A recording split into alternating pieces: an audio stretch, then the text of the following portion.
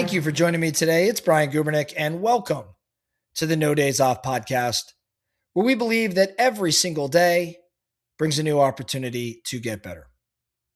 I have spent a fair amount of time over the years coaching business owners and coaching sales leaders, and there's a pattern that I see over and over again. When their profit is up, it seems like they're a bit more confident. They're certainly more patient. They're more generous. They make long-term decisions. However, when profit is down, everything seems to change. I see them become a bit more emotional. Their decisions tend to get rushed. I think their leadership overall starts to get really reactive.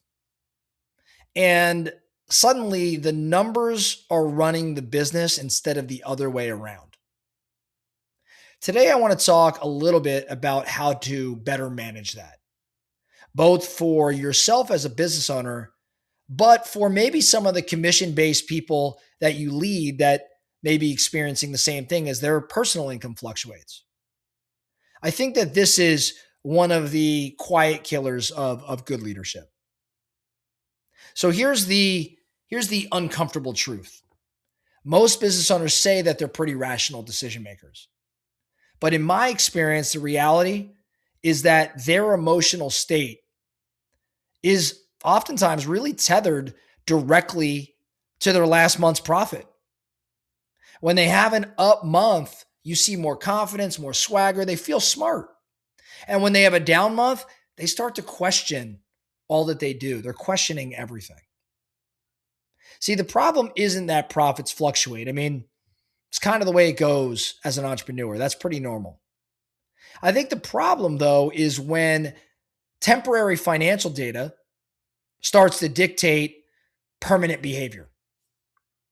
Because that's when leaders overcorrect and when they abandon, their good strategies that they spend a considerable amount of time mapping out.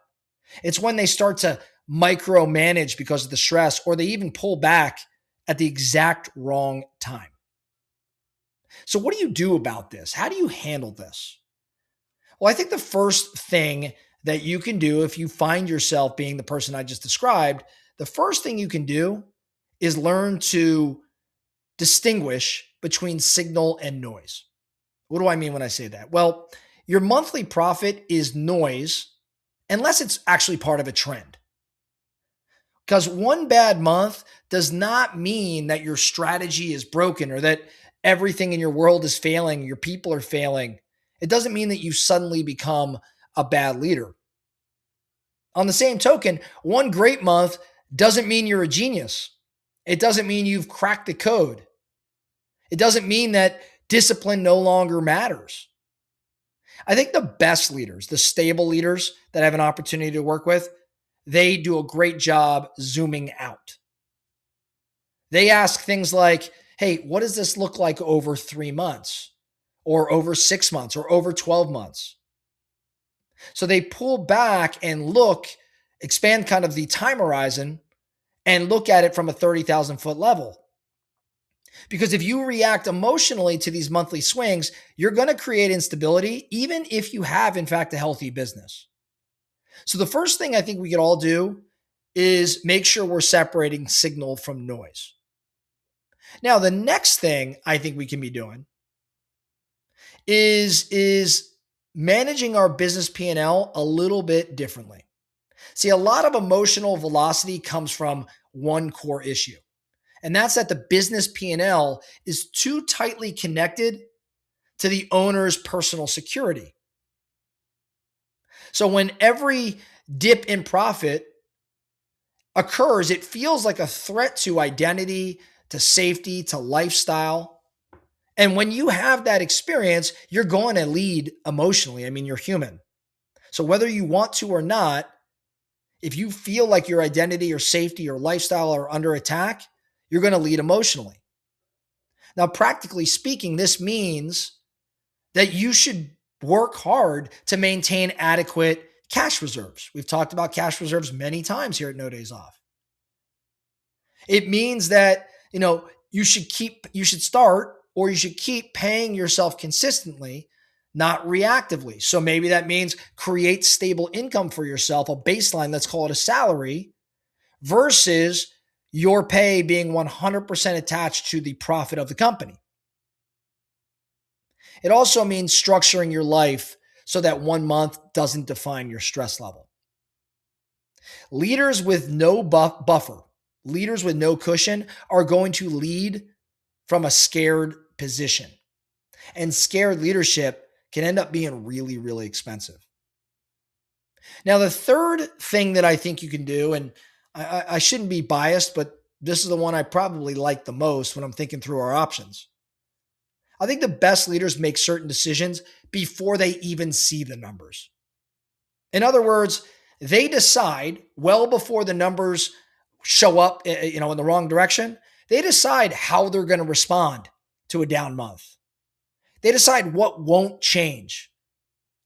They'll be very clear on what metrics actually matter.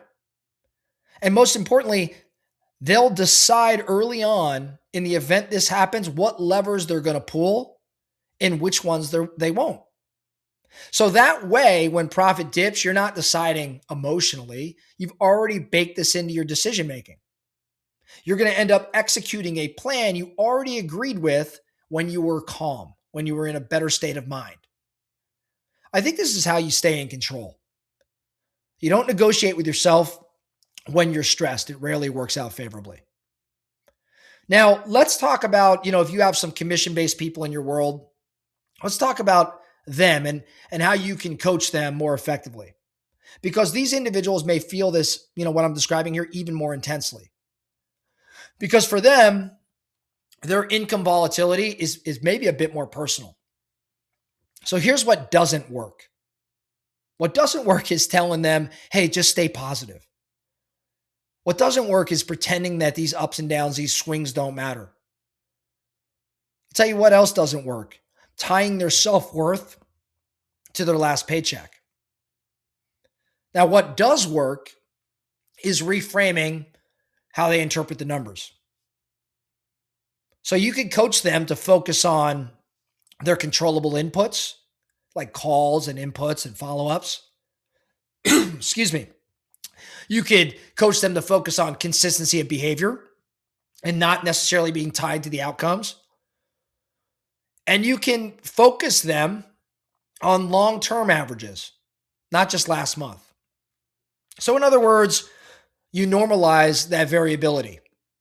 And you, of course, remind them that good months don't make you elite, but bad months don't make you broken either. I think your job as a leader is to help them stay process focused, especially when emotions want them to be more outcome obsessed. I think here's the reality that most people don't want to admit.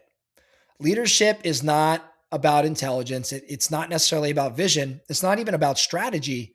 A huge part of leadership is just simply emotional regulation.